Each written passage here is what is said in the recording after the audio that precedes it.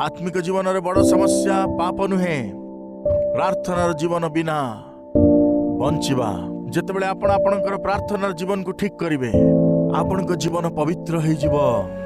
प्रार्थना और पवित्रता जेतेबेले उभय मिसी जिवे शैतान द्वारा अणा जाइतिबा जे कोनोसी समस्या हिथौ ना काहेकि आपण विजय पाइबे एवं एक विजय जीवन काटिबे।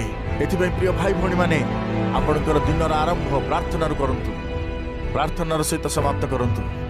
प्रार्थनार आरंभ करथिबा प्रार्थनार शेष करथिबा दिन मध्य जेकोसी समस्या आसिले सुद्धा से संघर्ष रे आपण निश्चय विजय हासिल करिवे।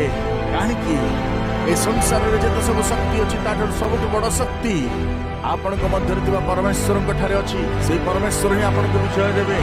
एथिपाई प्रार्थना रे आपण को जीवन को आरंभ करंतु आ प्रार्थना रे आपण को जीवन को समाप्त करंतु। मझिरे आसुथिबा समस्त बाधा विघ्न को आपण जीती सफल हो जिवे।